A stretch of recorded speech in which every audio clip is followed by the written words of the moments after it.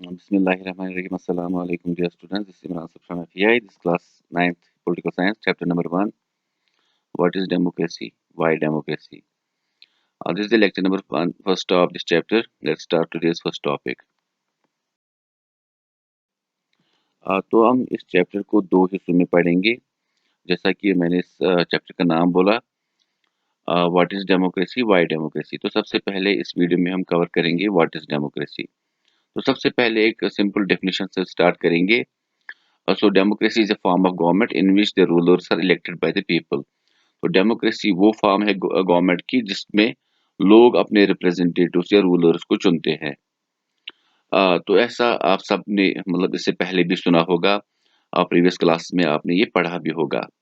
लेकिन यहाँ पे इस चीज से हमें ये चीज भी समझ आती है कि हम डेमोक्रेटिक गवर्नमेंट को नॉन डेमोक्रेटिक गवर्नमेंट से किस तरह से डिफरेंशिएट कर सकते हैं. अगर हम बात करें डेमोक्रेटिक गवर्नमेंट में लोग अपने रूलर्स या रिप्रेजेंटेटिव्स को चूज करते हैं थ्रू वोटिंग. इसके अलावा डेमोक्रेटिक गवर्नमेंट्स में एसोसिएशंस यूनियंस बनाने का राइट मिलता है लोगों को. डेमोक्रेटिक गवर्नमेंट में बेसिक राइट्स मिलते हैं जैसे कि इंडिया में फंडामेंटल राइट्स वगैरह मिलते हैं. इसी तरह से जो डेमोक्रेटिक गवर्नमेंट होती है इसमें लोगों के पास फ्रीडम ऑफ स्पीच होती है, लोग अपनी ओपिनियन दे सकते हैं. लेकिन नॉन डेमोक्रेटिक कंट्रीज में ऐसे राइट्स नहीं मिलते हैं. तो यहाँ पे अगर हम बात करें म्यांमार की, तो म्यांमार जो कि इंडिया की एक नेबरिंग कंट्री है ईस्टर्न साइड से, तो वहाँ पे 1948 में ये आज़ाद हुई थी ब्रिटिशर्स से. तो वहाँ पे सबसे पहले उन्होंने डेमोक्रेटिक गवर्नमेंट बनाई थी, लेकिन उसके बाद वहाँ पे जो आर्मी थी उन्होंने कोप डिटेट किया. कोप डिटेट का मतलब होता है जब आर्मी सारे पावर्स अपने हाथों में लेती है और वो खुद रूल करने लगती है. तो उन्होंने सारे पावर्स अपने हाथों में लिए. लेकिन अगर हम बात करें रिसेंटली वहाँ पे फिर से इलेक्शंस हुए थे. ऑंग सान सूची की जो पार्टी थी उन्होंने वहाँ पे हुकूमत बनाई थी. लेकिन आज फिर से रिपोर्ट्स आते हैं कि वहाँ पे आर्मी ने सारे पावर्स फिर से अपने हाथों में ले लिए हैं और ऑंग सान सूची और बाकी लीडर्स को हाउस अरेस्ट पे रखा गया है.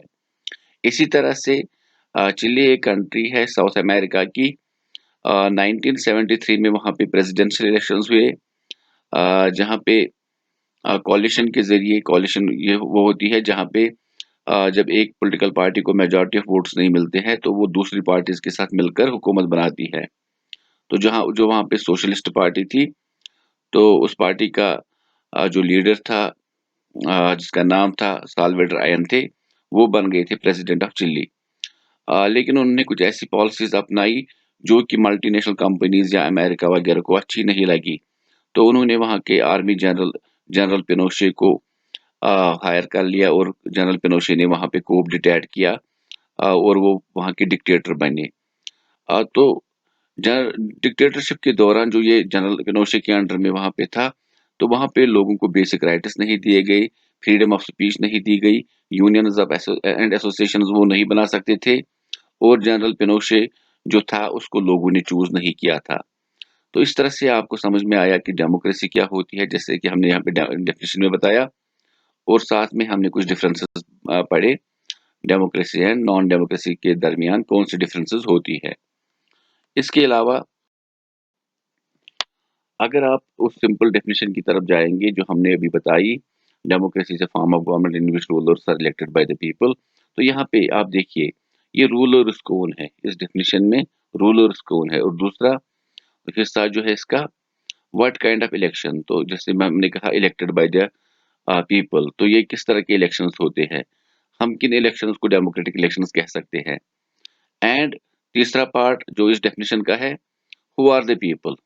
तो जैसे हमने उस डेफिनेशन में कहा इलेक्टेड बाय द पीपल, तो ये पीपल कौन से है, क्या सारे लोग, इसमें क्या बच्चे भी शामिल है. इसके अलावा finally what form of government is a democracy. तो डेमोक्रेसी किस फॉर्म ऑफ गवर्नमेंट को हम कह सकते हैं, क्योंकि दुनिया की अक्सर कंट्रीज इस वक्त अपने आप को डेमोक्रेसीज कहती है. लेकिन हम यहाँ पे बेसिक रूल्स पढ़ेंगे एक डेमोक्रेटिक कंट्री के लिए, बेसिक फीचर्स क्या होने चाहिए. अगर उस कंट्री के लिए सारे बेसिक फीचर्स एप्लीकेबल होते हैं तब जाके हम उसको डेमोक्रेटिक कंट्री कह सकते हैं. तो इस चैप्टर में कुछ डिस्कशंस भी है, डिबेट्स भी हुए हैं जो वहाँ पे टीचर एंड स्टूडेंट्स के बीच में हुए हैं, जिनके बारे में बुक में डिटेल में बताया गया है। हम उन डिटेल्स उन डिबेट वगैरह की तरफ नहीं जाएँगे, लेकिन मैं आपको यहाँ पे समझाऊँगा कुछ स्टोरीज़ में कि हम किन कंट्रीज़ को डेमोक्रेटिक कह सकते हैं और किन कंट्रीज़ को नहीं। सबसे पहले यहाँ पे हम पढ़ेंगे फीचर्स ऑफ डेमोक्रेसी। तो यहाँ पे ही आपको समझ में आएगा कि हम किन कंट्रीज़ को डेमोक्रेटिक कह सकते हैं और किन को नहीं। सबसे पहले यहाँ पे major decisions by elected leaders. तो जो भी डेमोक्रेटिक कंट्रीज़ होती है, वहाँ पे जो भी मेजर डिसीजंस होती है, वो इलेक्टेड लीडर्स को लेनी पड़ती है। लेकिन यहाँ पे एक स्टोरी पढ़ेंगे, आप फिर लास्ट में डिसाइड करिएगा कि क्या हम इस कंट्री को मतलब डेमोक्रेटिक कह सकते हैं कि नहीं कह सकते हैं। जैसे कि पाकिस्तान, अक्टूबर 1999 में जनरल परवेज़ मुशर्रफ, जो कि आर्मी के जनरल थे, उसने कूप डिटेक्ट किया, आर्मी कूप किया, जिसके तहत नवाज शरीफ की हुकूमत को उन्होंने गिराया और खुद आर्मी रूल वहाँ पे वो करने लगे। उसके बाद परवेज़ मुशर्रफ ने डिक्लेयर किया कि मैं अब प्रेसिडेंट हूँ अ, पाकिस्तान का। और 2002 में उन्होंने रेफरेंडम किया। रेफरेंडम का मतलब होता है जो वोटर्स होते हैं उनको अलाउ किया जाता है कि आप ज़रा चूज़ कीजिए, क्या इसी को आप आगे भी रूलर बनाना चाहते हैं या नहीं बनाना चाहते हैं। तो 2002 में ये रेफरेंडम हुआ, उसमें 97% हम कह सकते हैं voters in favour of Parvez Musharraf आए और उनको 5 साल की का एक्सटेंशन मिला कि 5 साल और वो रूल कर सकते हैं। लेकिन बाद में जो ह्यूमन राइट्स मतलब हम कह सकते हैं जो इंस्टीट्यूशन है पाकिस्तान की, उन्होंने करार दिया कि वो इलेक्शंस मतलब उसमें काफ़ी ज़्यादा धांधली वगैरह हुई थी, जो ये रेफरेंडम हुआ था।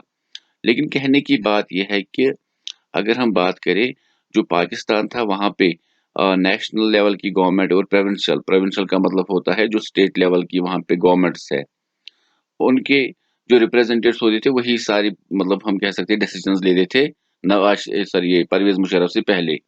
लेकिन जब परवेज़ मुशर्रफ ने वहाँ पे रूल करना स्टार्ट किया, तो उन्होंने कॉन्स्टिट्यूशन में काफ़ी ज़्यादा चेंजेस लाई और प्रेसिडेंट को बहुत सारे पावर्स दिए या आर्मी जनरल को बहुत सारे पावर्स दिए। इसके अलावा जो प्रोविंसेस में हुकूमत थी और जो नेशनल वाइड हुकूमत थी, जहाँ पे लोगों को या रिप्रेजेंटेटिव्स को लोग चुनते थे, तो वो फाइनल डिसीजन नहीं ले सकते थे क्योंकि फाइनल डिसीजन मिलिट्री ऑफिसर्स और जनरल परवेज़ मुशर्रफ के हाथों में थे। इसका मतलब अगर हम यहाँ पे बात करें मिलिट्री ऑफिसर्स, उनको भी लोगों ने चूज़ नहीं किया था और ना ही परवेज़ मुशर्रफ को, क्योंकि उन्होंने कूप किया था। उन्होंने सारे पावर्स आर्मी के हाथों में दिए थे। यहाँ पे हम कह सकते हैं कि पाकिस्तान में जो जनरल परवेज़ मुशर्रफ का रूल था, वो पूरी तरह से डेमोक्रेटिक नहीं था क्योंकि लोगों ने जिन रिप्रेजेंटेटिव्स को चूज़ किया था, वो फाइनल डिसीजन नहीं ले सकते थे। फाइनल डिसीजन आर्मी ऑफिसर्स और जनरल मुशर्रफ के हाथों में होते थे। तो इस वक़्त अगर हम बात करें, पाकिस्तान में इस वक़्त डेमोक्रेसी है, इमरान खान वहाँ पे रूल कर रहा है। इस वक़्त हम कह सकते हैं कि वहाँ पे डेमोक्रेसी है। लेकिन परवेज़ मुशर्रफ के रेन के दौरान पीरियड के दौरान पाकिस्तान में डेमोक्रेसी नहीं थी। इसके अलावा डेमोक्रेटिक कंट्री में फ्री एंड फेयर इलेक्शंस होने चाहिए। हम कह सकते हैं चीटिंग वगैरह इलेक्शंस में नहीं होनी चाहिए। तो उसके लिए हमारे पास कुछ एग्ज़ाम्पल्स हैं। अगर हम चाइना की बात करें, वहाँ पे वन पार्टी सिस्टम है। जो वहाँ पे जो मेन पार्टी है, उसका नाम है कम्युनिस्ट पार्टी ऑफ चाइना। इसके अलावा जो वहाँ पे हम कह सकते हैं जो पार्लियामेंट है, उसको क्वांगवू और रेनमिन डियाबियो दाहियो, ये चाइनीज़ लैंग्वेज में है जिसकी मीनिंग है नेशनल पीपल्स कांग्रेस। अगर हम कह सकते हैं वहाँ पे जो इलेक्शंस वगैरह होते हैं जो पार्लियामेंट के लिए, उसमें जो कैंडिडेट्स मतलब हम कह सकते हैं अप्लाई करते हैं कि हम इलेक्शन में खड़े होंगे, तो उन्हें चाइनीज़ कम्युनिस्ट पार्टी से इजाज़त लेनी पड़ती है। अगर कम्युनिस्ट पार्टी ऑफ चाइना ने उन्हें इजाज़त दी, तब जाके वो इलेक्शन में खड़े होते हैं। तो ये हम कह सकते हैं कि वहाँ पे बिल्कुल इलेक्शन मतलब डेमोक्रेटिक गवर्नमेंट नहीं होती है, क्योंकि वहाँ पे सारा का सारा कंट्रोल एक ही पॉलिटिकल पार्टी के अंडर में होता है और यही वहाँ पे गवर्नमेंट भी बनाती है। इसी तरह से मेक्सिको साउथ अमेरिका में ही मतलब हम कह सकते हैं नॉर्थ और साउथ अमेरिका के बीच में एक कंट्री है मेक्सिको। 1930 में ये आज़ाद हुई और उसके बाद हम कह सकते हैं वहाँ पे हर 6 साल के बाद इलेक्शंस होते हैं। लेकिन 2000 तक जितने भी वहाँ पे इलेक्शंस हुए, वहाँ पे एक ही पॉलिटिकल पार्टी ने जीती जिसका नाम है पीआरआई, इंस्टीट्यूशनल रेवोल्यूशनरी पार्टी। तो ये पार्टी इलेक्शंस में अक्सर धांधलियाँ करती है, चीटिंग करके जीतती है। इसके अलावा मीडिया हो, बाकी चीज़ें हो, वो सारा का सारा यहाँ अपोज़िशन पॉलिटिकल पार्टीज़ को बिल्कुल राइट्स नहीं देते हैं, उनको कोई मौका नहीं देते हैं। तो इस तरह जब हम देखते हैं किसी कंट्री में फ्री तरीके से, फेयर तरीके से इलेक्शंस नहीं होते हैं, अपोज़िशन पार्टीज़ को कोई मौका नहीं दिया जाता है कि वो भी बढ़-चढ़ कर हिस्सा ले, ताकि लोग भी उनको चूज़ कर सके, तो उस तरह की कंट्री को भी हम डेमोक्रेटिक नहीं कह सकते हैं। तो डेमोक्रेटिक कंट्री में ज़रूरी ये है कि फ्री एंड फेयर इलेक्शंस होने चाहिए। इसके अलावा one person, one vote, one value, तो हम कह सकते हैं हर एक इंसान के पास एक वोट होना चाहिए और हर वोट का इक्वल वैल्यू होना चाहिए। यहाँ पे अगर हम देखें सऊदी अरेबिया 2015 तक वहाँ पे कुछ इलेक्शंस होते हैं मिनिस्टर्स को चूज़ करने के लिए, लेकिन 2015 तक वहाँ पे वुमेन्स को वोटिंग राइट्स नहीं थे। इसका मतलब 2015 तक जितने भी इलेक्शंस हुए थे वहाँ पे वो डेमोक्रेटिक प्रिंसिपल्स पे नहीं हुए थे। एक्चुअली में ये डेमोक्रेसी जो है ना, ये एक मतलब हम कह सकते हैं फिलॉसफी है। अ, इसको हम किसी भी मतलब हम कह सकते हैं डे टू डे लाइफ में इस्तेमाल कर सकते हैं।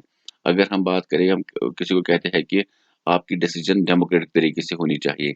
इसी तरह से हम कह सकते हैं क्लास में भी हम डेमोक्रेटिक तरीके से रिप्रेजेंटेटिव्स को चूज़ कर सकते हैं, क्लास रिप्रेजेंटेटिव को। तो यहाँ पे सऊदी अरेबिया एक नॉन डेमोक्रेटिक कंट्री है क्योंकि वहाँ पे मोनार्चिकल गवर्नमेंट है, लेकिन जो इलेक्शंस वहाँ पे हो रहे थे 2015 तक वो नॉन डेमोक्रेटिक इलेक्शंस होते थे। लेकिन 2015 का जो इलेक्शन जहाँ पे वुमेन्स को भी इक्वल राइट्स दिए गए, तो उसके बाद वहाँ पे डेमोक्रेटिक तरीके से इलेक्शंस हो रहे हैं। इस तरह से एस्टोनिया एक कंट्री है यूरोप की, जहाँ पे माइनॉरिटी में कुछ रशियंस रहते हैं, रशियन माइनॉरिटी, तो उनको इक्वल राइट्स नहीं दिए जाते हैं। वहाँ पे हम कह सकते हैं रशियन माइनॉरिटी को काफ़ी मुश्किलात के बाद वोटिंग राइट्स दिए जाते हैं या ना मतलब बिल्कुल भी नहीं दिए जाते हैं। तो इस तरह की कोई कंट्री जहाँ पे एक कम्युनिटी को बिल्कुल भी वोटिंग राइट से महरूम रखा जाता है, उस तरह की कंट्री को भी हम डेमोक्रेटिक नहीं कह सकते हैं।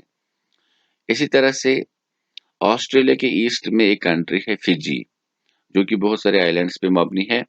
तो वहाँ पे 2 किस्म के लोग रहते हैं, इंडिजिनस फिजी, जो कि वहाँ के अपने लोग हैं फिजी के रहने वाले, और दूसरे इंडियन फिजियन, जो इंडिया से एज़ एन इंडेंचर्ड लेबर, अंग्रेज़ों के दौर में जब ब्रिटिशर्स रूल कर रहे थे इंडिया में, तो इंडिया से बहुत सारे लोगों को फिजी लिया गया ताकि वो वहाँ पे प्लांटेशंस वगैरह में काम करे, लेकिन उसके बाद वो वहीं पे रह गए और उन्होंने वहाँ पे ही रहने का फैसला किया, वहाँ पे प्रॉपर्टीज़ वगैरह खरीदी।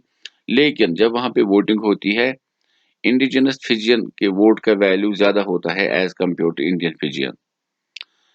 अगर हम बात करें, अगर किसी कंट्री में इस तरह के इलेक्शंस होते हैं जहाँ पे हर एक इंसान के पास एक वोट तो है, लेकिन हर वोट का इक्वल वैल्यू नहीं है, या फिर एस्टोनिया की तरह एक कम्युनिटी को बिल्कुल महरूम रखा जाता है वोटिंग से। इसी तरह से वुमेन्स को वोटिंग राइट्स नहीं दिए जाते हैं। अगर हम बात करें तो इन कंट्रीज़ को हम डेमोक्रेटिक नहीं कह सकते हैं। दुनिया में सबसे पहले वुमेन्स को जो वोटिंग राइट्स मिले वो न्यूजीलैंड में मिले 1900 में, 1900 में। उसके बाद बाकी कंट्रीज़ ने इसको फॉलो किया। इसके बाद और फोर्थ एक फीचर है डेमोक्रेसी का, rule of law and respect for rights. तो जो रूल्स होते हैं कंट्री के लिए, जो कि कॉन्स्टिट्यूशन में लिखे हुए होते हैं, इसके अलावा जो राइट्स लोगों के लिए उसी में लिखे हुए होते हैं, इनकी रिस्पेक्ट करनी ज़रूरी है। अगर ज़िम्बाब्वे की मिसाल करें मतलब दें हम, तो 1980 में वो आज़ाद हुए, उसके बाद वहाँ पे जो एक पॉलिटिकल पार्टी थी, जिन्होंने फ्रीडम स्ट्रगल भी वहाँ पे की थी, उसका नाम था ज़ानु-पीएफ, और उसका लीडर रॉबर्ट मुगाबे। तो जब से वो कंट्री आज़ाद हुई है, रॉबर्ट मुगाबे कंटिन्यूअसली वहाँ के प्रेज़िडेंट बने और ये पार्टी कभी वहाँ पे हारती ही नहीं है। अगर हम बात करें, इन्होंने अपनी कॉन्स्टिट्यूशन में बहुत बार चेंजेस किए और प्रेसिडेंट को ज़्यादा से ज़्यादा पावर्स दिए। इसके अलावा अगर हम बात करें टीवी हो, मीडिया हो, न्यूज़पेपर्स हो, उनको पूरी तरह से कंट्रोल इस गवर्नमेंट ने किया है और साथ में ये दूसरी पॉलिटिकल पार्टीज़ को मौका ही नहीं देते जब उनको इलेक्शन कैंपेन करना होता है, जब उनको कहीं पर हम कह सकते हैं पॉलिटिकल एक्टिविटी करनी होती तो उससे उनको रोका जाता है। इसके अलावा जुडिशरी के कुछ डिसीजंस को भी इस पार्टी ने हम कह सकते हैं चेंज कराया। तो इस तरह की कंट्री को भी हम डेमोक्रेटिक नहीं कह सकते क्योंकि ना तो ये कॉन्स्टिट्यूशन के हिसाब से चलते हैं और ना ही लोगों को रिस्पेक्ट देते हैं, ना उनको उनके राइट्स हम कह सकते हैं एक्सरसाइज करने से भी ये रोकते हैं। अगर हम बात करें देखिए जो भी कॉन्स्टिट्यूशन होती है ना, अगर हम फॉर एग्जांपल क्रिकेट खेलते हैं तो क्रिकेट में अगर हम हमारे पास रूल्स नहीं होंगे तो हर दिन झगड़े होंगे, हर दिन चीटिंग होगी, लेकिन रूल्स जो इंटरनेशनल क्रिकेट काउंसिल ने लिखे हैं या उन्होंने तय किए हैं उसी हिसाब से हमें चलना होता है। इसी तरह से हमारी कंट्री को किस तरह से चलना है, कौन चला सकते हैं, ये रूल्स भी एक बुक में लिखे गए हैं जिसको कॉन्स्टिट्यूशन बोलते हैं। तो हमें उस कॉन्स्टिट्यूशन को फॉलो करना होगा। अगर कोई कंट्री ऐसी ऐसा नहीं करती है, कोई पॉलिटिकल पार्टी ऐसा नहीं करती है, तो हम उस कंट्री को भी डेमोक्रेटिक नहीं कह सकते। तो यहाँ पे हम इसको कंक्लूड करते हैं।